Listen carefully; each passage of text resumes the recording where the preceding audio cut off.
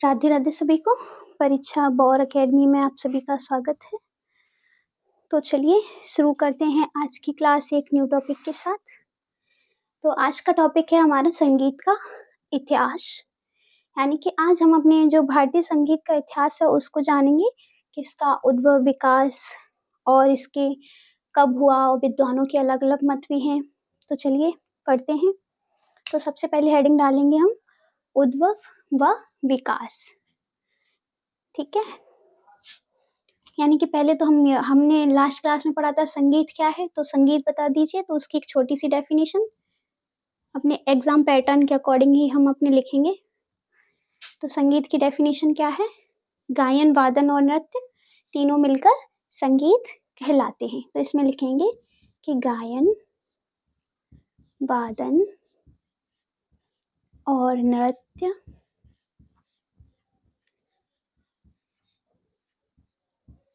तीनों मिलकर संगीत कहलाते हैं।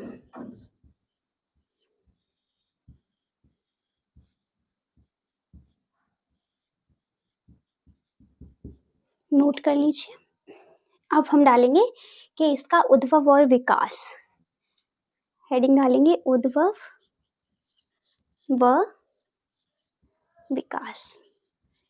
एक बार फिर से रिपीट करते हैं। तो हमारा संगीत क्या है, यानी कि इसमें तीनों विधाएं हैं जो हमारी वो संग्रहित हैं।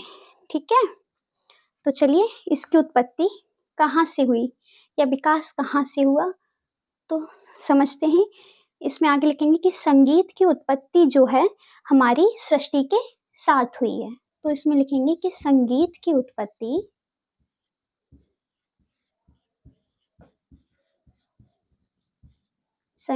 उत्पत्ति सृष्टि के साथ हुई।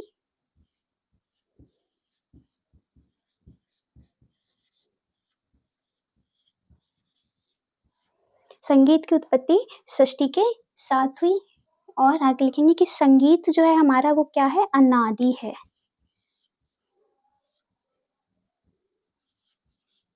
यानी कि इसका कोई अंत नहीं है।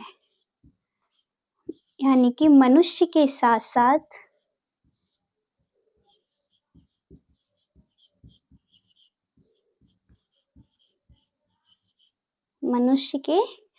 साथ ही पृथ्वी पर संगीत का विकास हुआ।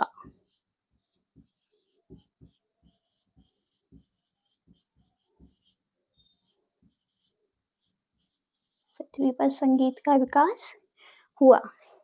यानी कि जो इसकी उत्पत्ति के बारे में या फिर इसके विकास के बारे में निम्न मत हैं, तो आगे जानेंगे कि संगीत उत्पत्ति के निम्न मत हैं।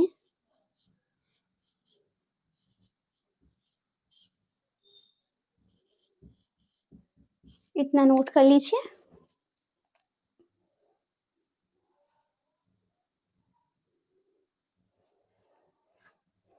यानी कि हमारा गायन, वादन और नृत्य तीनों मिलकर संगीत कहलाते हैं। इसका उद्भव विकास क्या है, तो संगीत की उत्पत्ति हमारी सृष्टि के साथ हुई है। जैसे जैसे मनुष्य का विकास होता गया है वैसे ही संगीत की भी उत्पत्ति या विकास बढ़ता गया है। तो नंबर फर्स्ट पॉइंट में लिखेंगे कि पाश्चात्य विद्वान हुए एक फ्रायड। यानी कि यहाँ पे लिख लीजिए आप, पाश्चात्य विद्वान फ्रायड के अनुसार। तो ये इन्होंने क्या मत दिया है,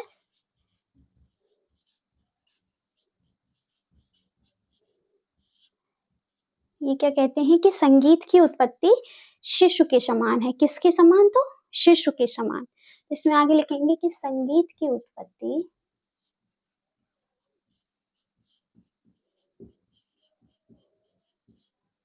शिशु के समान है। शिशु यानी कि छोटा बच्चा, शिशु के समान है। तो इनका मानना था कि हमारी जो संगीत की उत्पत्ति है वो एक शिशु के समान है। आगे जो हमारे दामोदर पंडित जो कि बहुत बड़े विद्वान हुए हैं, संगीत दर्पण जिनका ग्रंथ है, तो उनके अनुसार वो क्या कहते हैं, यानी कि पंडित दामोदर के अनुसार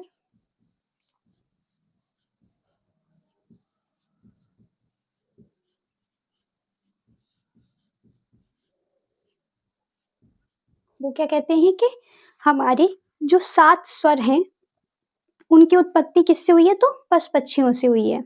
यानी कि संगीत की उत्पत्ति पशु पक्षियों से हुई।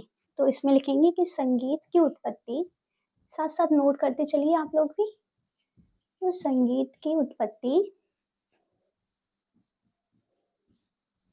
कहाँ से हुई, तो पशु पक्षियों से हुई।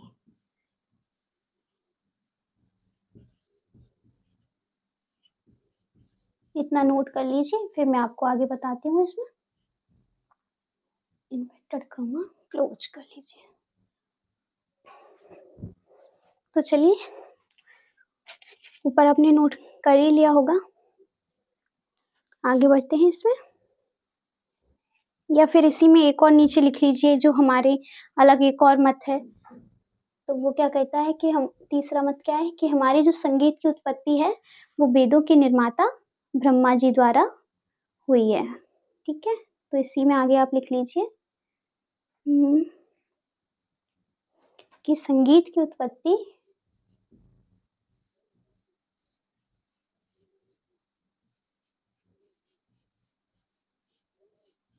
वेदों के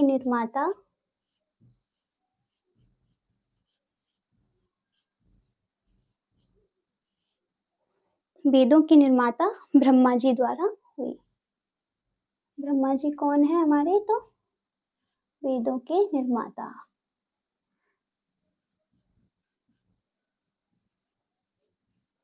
इतना नोट कर लीजिए, फिर मैं आपको आगे बताती हूँ।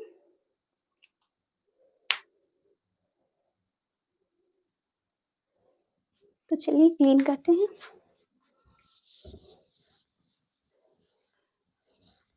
तो हमने क्या जाना कि संगीत की उत्पत्ति ब्रह्मा जी द्वारा हुई है, बस पक्षियों द्वारा भी मानी जाती है, फ्रायर जी ने शिशु के समान मानी है। आई होप आपने नोट कर लिया होगा। तो अब हम जानेंगे कि हमारा जो इतिहास है वो हमारा 3 भागों में बटा हुआ है। तो वो 3 भाग कौन कौन से हैं, तो इसमें आगे जानेंगे कि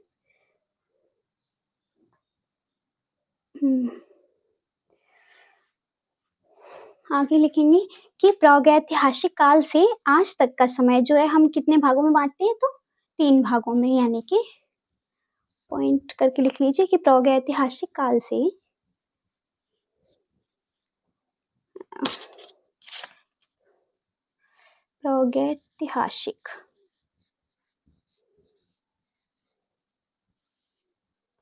प्रागैतिहासिक काल से आज तक का समय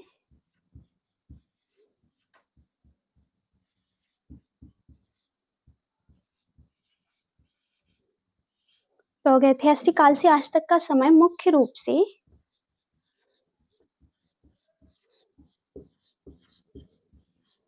3 भागों में विभाजित है। कितने हैं, तो 3 भाग हैं।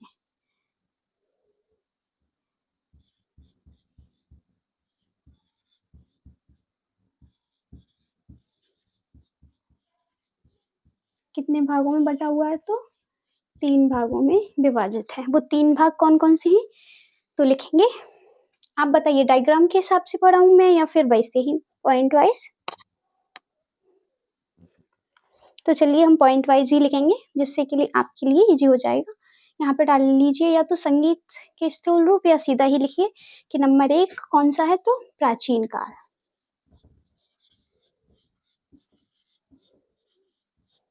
ये क्या हो गया हमारा, प्राचीन काल। तो प्राचीन काल को भी कितने भागों में बांटा है, 3 भागों में।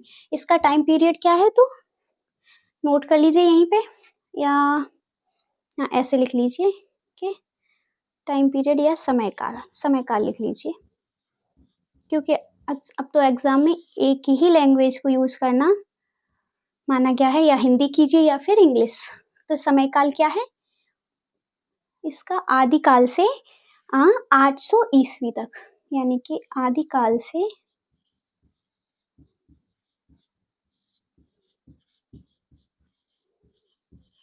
800 ईस्वी तक। और प्राचीन काल के भी कितने भाग हैं? तो 3 भाग हैं। वो 3 भाग इसके कौन कौन से हैं? तो यहाँ पे लिखेंगे, यहाँ पे लिख लीजिए कि इसको भी 3 भागों में बांटा गया है।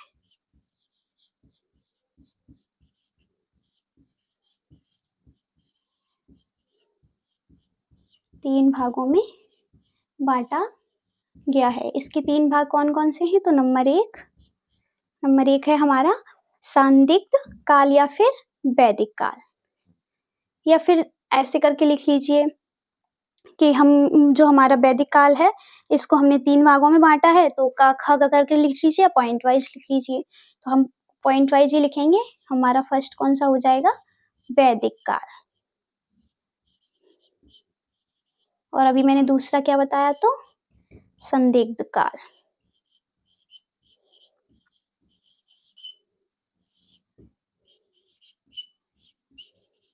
और नंबर थर्ड हमारा तो भरत काल।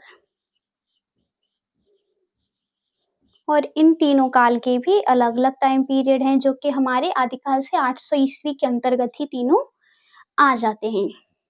आप कहें तो मैं यहीं पे लिखा दूं, या फिर आगे जब मैं लिखाऊंगी उसमें बता दूंगी। तो इतना नोट कर लीजिए।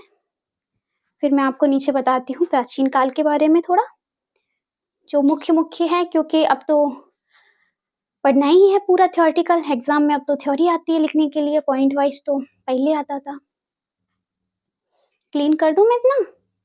लिख लिया हो तो, या फिर यहीं पे मध्यकाल भी बता दूं नीचे?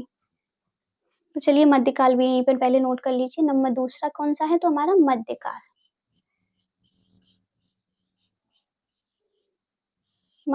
मध्यकाल को भी 2 भागों में बांटा गया है। और इसका टाइम पीरियड क्या है? तो इसका टाइम पीरियड है 800 से 1800 ईस्वी तक। तो यहाँ पे ब्रैकेट में आगे ऐसे लिख लीजिए, 800 से 1800 ईस्वी। ठीक है, 800 से 1800 ईस्वी तक। और इसका जो हमारे 2 भाग हैं वो कौन कौन से हैं? यानी कि ऐसे करके लिख लीजिए, इसके 2 भाग हैं। नंबर एक तो मध्यकाल, नहीं पूर्व मध्यकाल लिख लीजिए पहले, पूर्व मध्यकाल। पूर्व मध्यकाल। दूसरा कौन सा हो जाएगा? तो दूसरा है हमारा उत्तर मध्यकाल।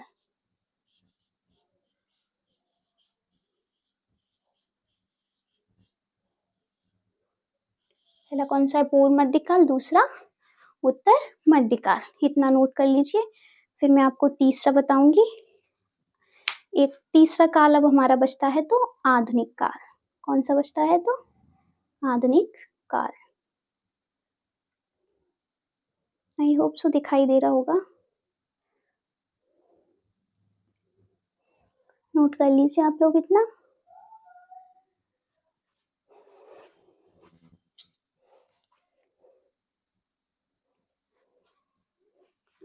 ठीक है, तो पहला हमारा प्राचीन मध्यकाल, और दूसरा हमारा प्राचीन काल, दूसरा मध्यकाल। तो चलिए आगे लिखते हैं इसमें। अब तीसरा पॉइंट क्या है? तो तीसरा एक और काल बचा, आधुनिक काल। नंबर थर्ड डालिए। तीसरा कौन सा है? तो आधुनिक काल।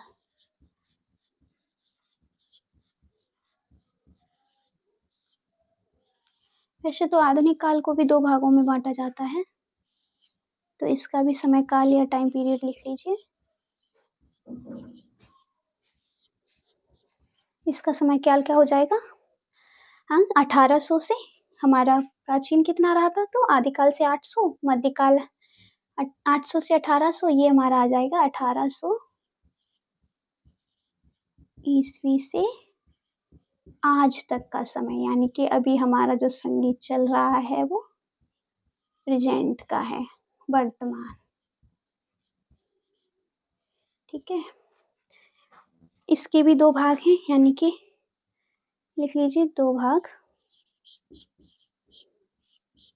दो भागों में विभाजित। तो इसके दो भाग कौन कौन से हैं? नंबर एक हो जाएगा जो हमारा 800 ईस्वी है, 1800, तो यानी कि 1800 ईस्वी से 1900 ईस्वी तक। ठीक है, और दूसरा क्या हो जाएगा हमारा? दूसरा हो जाएगा हमारा 19वीं ईस्वी तक, 1900 ईस्वी से आज तक, यानी कि 1900 ईस्वी से आज तक का जो समय चल रहा है। तो इतना नोट कर लीजिए। फिर मैं आपको प्राचीन काल के बारे में बताती हूँ, यानी कि हमारा जो इतिहास है संगीत का वो कितने भागों में विभाजित है? तो 3 भागों में, प्राचीन, मध्यकाल और आधुनिक काल। तीनों का मैंने आपको टाइम पीरियड बता ही दिया है। तो चलिए अब आगे जानते हैं हम नंबर 1 प्राचीन काल के बारे में समझते हैं। लिंक कर दे रही हूँ मैं, इतना नोट कर लिया होगा आप लोगों ने।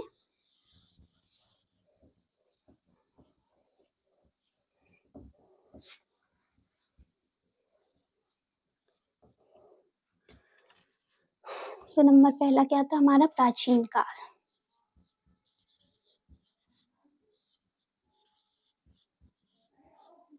प्राचीन काल, इसके कितने भाग हैं? तो 3 बताए मैंने आपको, और इसके टाइम पीरियड मैंने आपको पूरा क्या बताया? आदिकाल से 800 ईस्वी तक,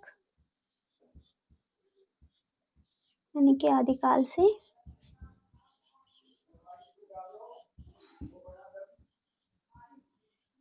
800 ईस्वी तक।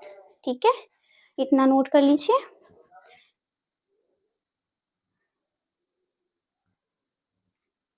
मैं इसमें आपको आगे लिखाती हूँ। तो प्राचीन काल के मैंने 3 भाग बताए आपको, वैदिक काल, संदिग्ध काल और भरत काल। तो वैदिक काल नंबर फर्स्ट में क्या है? वैदिक काल।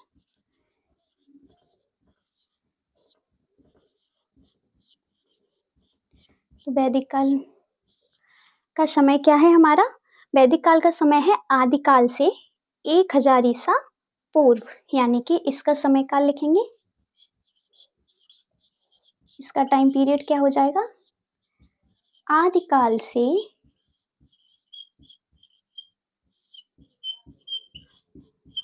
1000 ईसा पूर्व। ठीक है, इसका समय काल आदिकाल से 1000 ईसा पूर्व। वैदिक काल में हमारे क्या हुआ?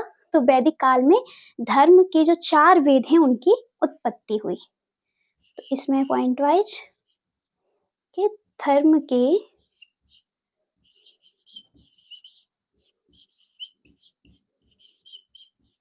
के चारों वेदों की उत्पत्ति हुई।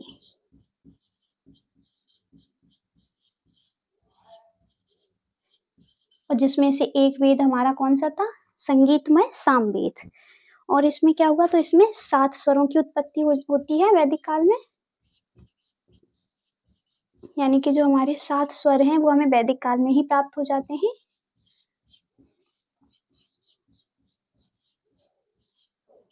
ठीक है, इतना नोट कर लीजिए। अब दूसरा क्या है हमारा? तो दूसरा था हमारा, वैदिक काल के बाद आता है हमारा संदिग्ध काल, यानी कि दूसरा क्या है हमारा? तो संदिग्ध काल।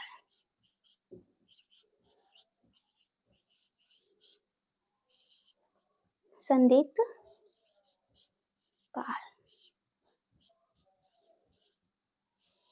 तो संदिग्ध काल में हमें संगीत के विषय में अधिक सामग्री प्राप्त नहीं होती, लेकिन इसमें कुछ हमारे उपनिषद प्राप्त होते हैं जो हमें संगीत की व्याख्या कराते हैं, यानी कि हम यहाँ इसका टाइम पीरियड क्या है, समय काल इसका? तो यहाँ पे लिखेंगे समय काल। इसका समय काल क्या हो जाएगा, तो ये हमारा 1000 ईसा पूर्व तक था, तो इसके आगे का यानी कि 1000 ईसा पूर्व से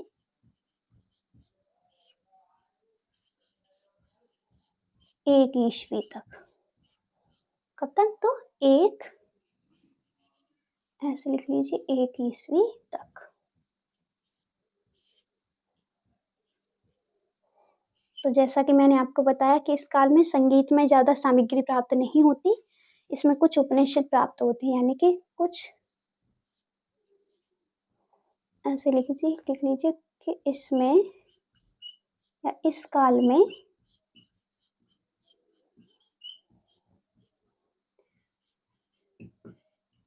संगीत में कुछ उपनिषद की प्राप्ति।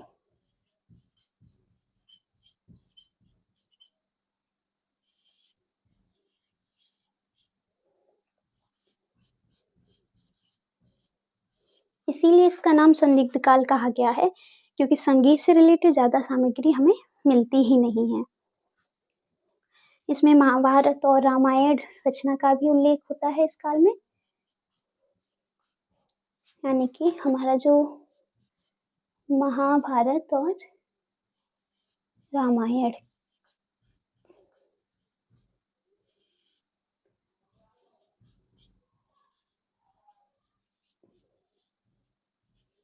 का वर्णन या उल्लेख इसमें हमें मिलता है। तो इतना नोट कर लीजिए, फिर मैं आपको आगे बताती हूँ। तीसरा रह जाएगा हमारा भरत काल। चलिए ऊपर से क्लीन कर देती हूँ।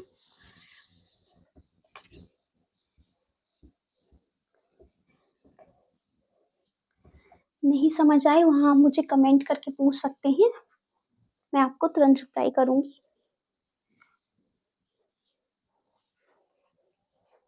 तो तीसरा हमारा क्या बचा, भरत काल, यानी कि तीसरा हमारा भरत काल।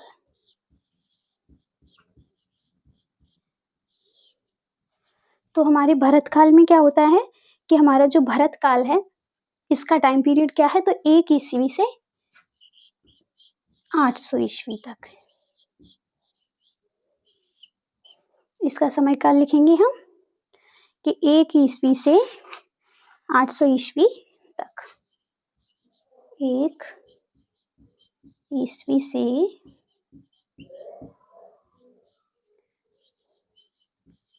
800 ईस्वी तक।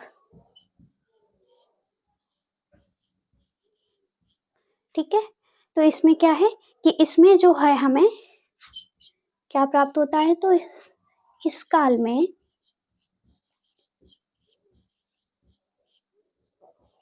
ऐसे ही लिख लेंगे इसमें भी पॉइंट वाइज कि इस काल में सर्वप्रथम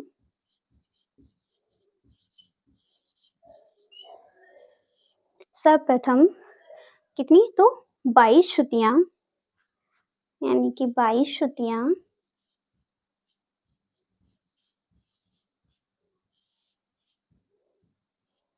श्रुतियां 7 स्वर 3 ग्राम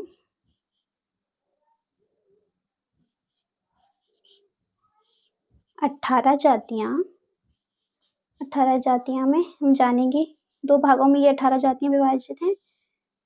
18 जातियां और 3 ग्राम हो गए 18 जातियां, और क्या, तो क्या बचा, और 3 ग्राम हो गए, 7 स्वर हो गए, 22 श्रुतियां हो गई, 18 जातियां, हाँ मूर्छनाएं और बची 21 मूर्छनाओं। 21 मूर्छनाओं का उल्लेख मिलता है।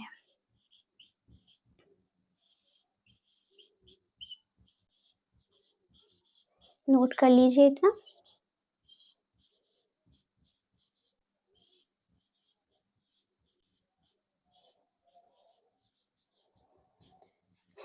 इतना नोट कर लीजिए।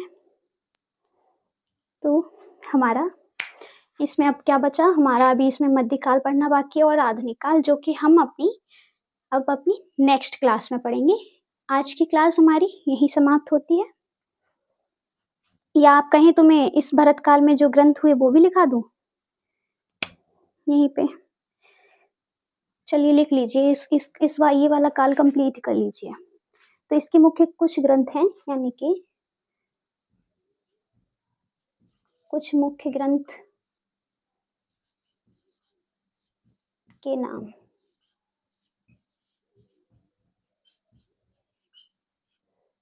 कुछ मुख्य ग्रंथ के नाम, तो हमारा एक हो जाएगा वही भरतकृत, हमारा नाट्य शास्त्र।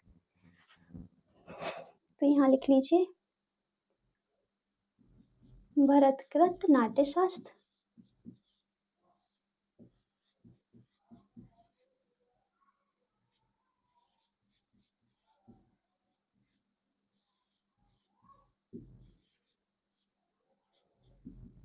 दत्तिल, जो कि इनके भरत के ही पुत्र हुए, दत्तिल कृत, दत्तिलम ग्रंथ, दत्तिल कृत, दत्तिलम ग्रंथ, और मतंकृत बृहदिऋषि ग्रंथ,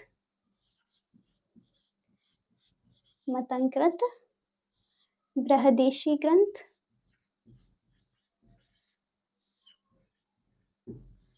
और क्या है तो चौथा लिख लीजिए, हाँ, नारद कृत नारदीय शिक्षा, नारद कृत नारदीय शिक्षा ग्रंथ। इतना नोट कर लीजिए। अब हम ये वाला काल हमारा भरत काल कंप्लीट होता है यहाँ पे। अब हम अपना मध्यकाल और आधुनिक काल को अपनी नेक्स्ट क्लास में पढ़ेंगे।